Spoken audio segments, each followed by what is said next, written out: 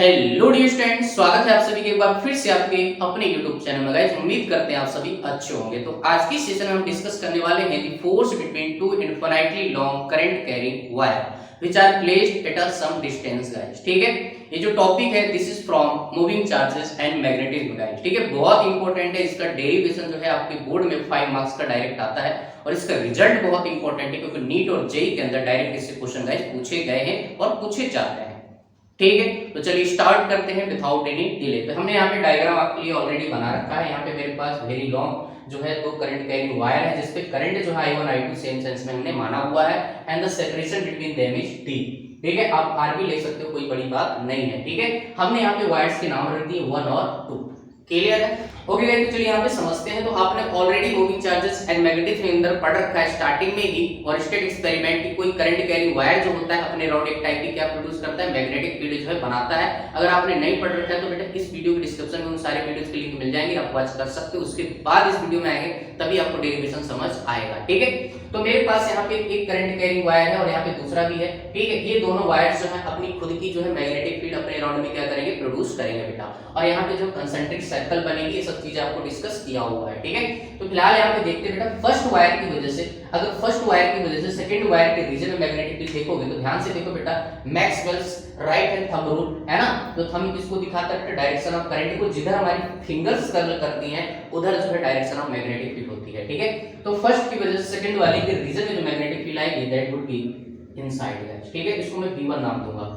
Clear है? तो इसकी वजह से किधर होगी, सेकंड वाले के रीजन में अंदर की तरफ बेटा, फर्स्ट वायर की वजह से। वहीं पे अगर मैं सेकंड की वजह से देखो बेटा, तो सेकंड की वजह से करंट ये है ना।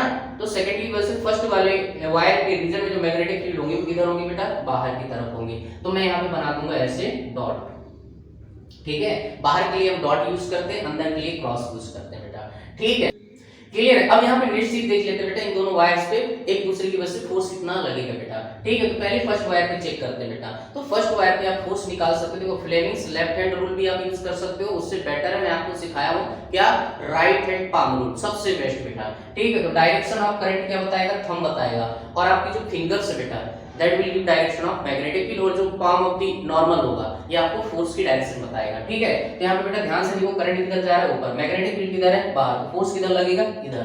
क्लियर है? ये आपका राइट साइड जो फोर्स लगेगा, कितना लगेगा, फोर्स ऑन 1 ड्यू टू 2, आप ऐसे बोल सकते हो। क्लियर? वहीं पे अगर बेटा सेकंड वायर पे देखूंगा तो करंट इधर है, मैग्नेटिक फील्ड अंदर है, तो इस पे किधर फोर्स लगेगी, इधर लगेगी बेटा। इसको मैं बोल सकता हूं force on 2 due to 1। Clear है? मतलब एक दूसरे को क्या कर रहे हैं, ये अट्रैक्ट कर रहे हैं। कब, जब करंट जो है दोनों वायर में सेम सेंस में फ्लो कर रहा है। यहाँ पे वायर जो कुछ इस तरह जो यहाँ पे बेंड कर जाएंगे, तो ये चीज हम यहाँ पे देखने वाले नहीं है बेटा। हमें तो यहाँ पे प्रूव करना है कि फोर्स की वैल्यू कितनी होने वाली है। ठीक है, तो यहाँ पे कुछ जो है इस तरह का आपका डायग्राम होगा। अब यहाँ पे कुछ आपको लैंग्वेज भी लिखनी पड़ती है। देखो बोर्ड में जो है आपको लैंग्वेज भी लिखना पड़ता है, तो आप जाके लिख सकते हो कि let there are two infinitely long current carrying wire. ठीक है, दोनों वायर्स में आप करंट बता दो कि एक में आपका I1 फ्लो रहा है, दूसरे में I2, वो भी सेम सेंस में, and both are separated at distance d। ठीक है, नाउ करके आप कहानी स्टार्ट कर सकते हो और साथ में आपको डायग्राम भी बनाना है क्योंकि फिर डायग्राम के आपको मार्क्स मिलते हैं। ठीक है, डायग्राम नहीं बनाओगे तो फिर भाई समझ लो कुछ समझ आने वाला नहीं, सामने वाले को ना खुद को। ठीक है, सबसे पहले आपको अच्छे से डायग्राम बनाना आना चाहिए गाइस। ठीक है, तो आई होप इतनी चीज आपको क्लियर हो गई होगी। ठीक है, यहाँ पे मैं V2 बेटा नाम लिखूंगा, है ना, ये 2 की वजह से है ना, इसको V2 नाम लिखूंगा मैं। ठीक है, चलिए तो अब हम क्या करेंगे बेटा, अब यहाँ पे मैग्नेटिक फील्ड कैलकुलेट करेंगे। ठीक है, सबसे पहले आप यहाँ पे निकालो V1। ठीक है, तो फर्स्ट वायर की वजह से मैग्नेटिक फील्ड जो V1 आएगा दैट वुड बी कितना आएगा बेटा, म्यू नॉट। करंट कितना है, I1, समझ रहे हैं कि, और डिवाइडेड बाय कितना हो जाएगा, 4 पाई d। अब भाई यहाँ पे क्या है, इनफाइनाइटली लॉन्ग वायर है। ठीक है, तो फार्मूला अगर आपको याद हो तो मैं ये वाला फार्मूला यहाँ पे यूज करने वाला हूँ, mu naught I divided by 4 pi r sin theta 1 plus sin theta 2। ठीक है, अब बेटा यहाँ पे इनफाइनाइटली लेंथ का वायर है, तो यहाँ पे थीटा 1 और थीटा 2 दोनों क्या हो जाएंगे, 90 डिग्री हो जाएंगे। ठीक है, तो यहाँ पे सीधा सीधा क्या आ जाएगा, 2 आ जाएगा। तो आंसर कितना आ जाएगा, mu naught I1 divided by 2 pi d। Clear है? ये मेरे पास मैग्नेटिक फील्ड आ जाएगी due to first wire at the region of second wire. ठीक है, तो ये आपकी फर्स्ट वायर की वजह से d डिस्टेंस पे क्या हो जाएगी, मैग्नेटिक फील्ड हो जाएगी। ठीक है, तो मैं इसको मिटा देता हूं। अब यहाँ पे बेटा आप क्या कर सकते हो, यहाँ पे अब मैं यहाँ पे फोर्स निकालूंगा, कौन सी वायर पे, इस V1 की वजह से किस पे, सेकंड वायर पे फोर्स। तो क्या लिखोगे, F21। ठीक है, मैं वेक्टर टर्म्स में लिखूंगा, फोर्स पर यूनिट लेंथ हम निकालेंगे यहाँ पे, फोर्स पर यूनिट लेंथ। क्लियर? तो कितना हो जाएगा बेटा, आपको पता है किसी करंट कैरिंग वायर पे लगने वाला फोर्स कितना होता है, F equal to I L cross B. Clear? ये मेरे पास फार्मूला होता है, ठीक है। तो ये फार्मूला यहाँ पे यूज करने वाला हूँ। तो मेरे पास क्या हो जाएगा बेटा, आई तो आपका कितना है करंट इस पे 2 I2 और मैग्नेटिक फील्ड कौन सी है B1, ठीक है। L मैंने नीचे लिया। अब यहाँ पे ध्यान से देखो L क्रॉस B होता है, क्रॉस प्रोडक्ट होता है, तो L की साइन थीटा आएगा। तो बेटा लेंथ और मैग्नेटिक फील्ड अगर देखो, लेंथ ऐसी मैग्नेटिक फील्ड अंदर, दोनों के बीच एंगल 90 डिग्री हो जाएगा। तो यहाँ से जस्ट आपको मिल जाएगा ILB। क्लियर है? साइन 90 वैल्यू कितनी होती है 1 होती है, ठीक है। तो मैंने लेंथ को नीचे डिवाइड में ले लिया, तो मेरे पास बन जाएगा फोर्स पर unit length I2 into B1। Clear? इसकी डायरेक्शन देखोगे तो डायरेक्शन किधर आएगा बेटा, माइनस का I कैप है। क्लियर? ये देखो, ठीक। क्लियर? अब यहाँ पे हम क्या करेंगे बेटा, जस्ट इसको थोड़ा सॉल्व करेंगे। इसको नाम चाहे देना चाहो तो इक्वेशन नंबर 1 दे दो, I2 एज इट इज रहेगा। B1 की वैल्यू आप इक्वेशन 1 से यूज कर सकते हो, तो कितना हो जाएगा mu naught I1 divided by 2 pi t, ठीक है। और ये डायरेक्शन आपका माइनस का I कैप, ठीक है। तो फोर्स पर unit length on two due to first wire, तो कितना आ जाएगा बेटा, देखो तो mu naught I1 I2 divided by 2 pi d और माइनस का I कैप। क्लियर है? इक्वेशन नंबर इसको 2 बोल दो, ठीक है। अगेन बेटा यहाँ पे अगर देना चाहो तो बता सकते हो बाय इक्वेशन 1, ठीक है। ये भी बताना पड़ता है बेटा एग्जाम में थोड़ा सा, है ना, कि आप कौन सी इक्वेशन कहाँ पे यूज कर रहे हो, ठीक है। अच्छा, इसके बाद अगेन आप क्या लिखोगे, अगेन हम क्या करेंगे बेटा, यहाँ पे अगेन हम मैग्नेटिक फील्ड निकाल रहे हैं due to second wire at the region of first wire, ठीक है। तो यहाँ पे B2 आपको कितना मिल जाएगा बेटा, B2 इक्वल टू अगेन आपको यही मिल जाएगा म्यू नॉट I कितना 2 और डिवाइडेड में क्या हो जाएगा बेटा 2 pi d। Clear? Equation number 3।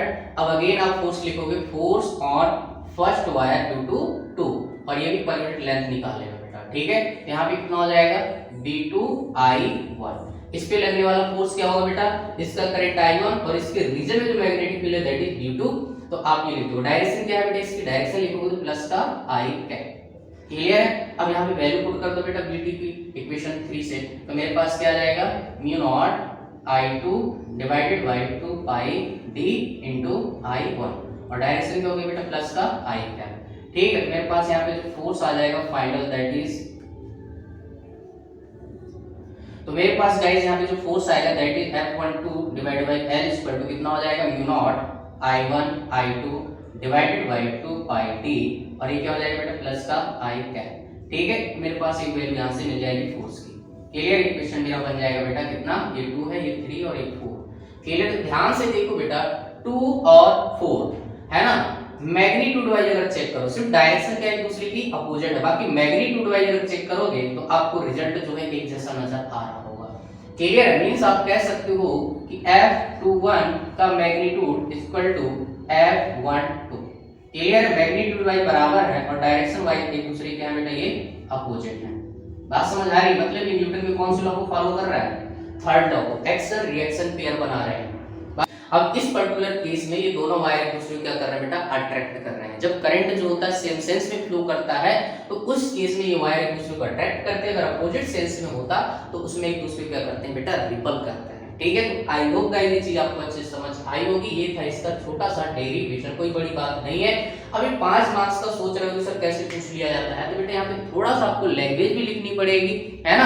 हमने तो आपको मैथमेटिकल टूल बताया है कि यहाँ पे मैथमेटिक्स स्टेप्स क्या हो सकते हैं बेटा, ठीक है। तो आपको मैथमेटिकल स्टेप्स में कोई गलती नहीं करनी है और आपको ये चीज भी बता के चलना है कि कौन सी इक्वेशन कहाँ पे आप यूज कर रहे हो। जैसे हमने यहाँ पे बेटा इक्वेशन नंबर 3 यूज किया है, तो हम यहाँ पे बता सकते हैं कि y इक्वेशन 3 नहीं है। सब ये चीज आपको साइड में बता के बेटा चलना है ना। जितना अच्छे से आप लिखोगे उतने अच्छे आपको मार्क्स मिलेंगे बेटा। क्लियर है? आप इक्वेशन का नंबरिंग कर सकते हो, कौन सी इक्वेशन कहाँ पे यूज कर रहे हो, कौन सा फार्मूला आप यूज किए हो, है ना।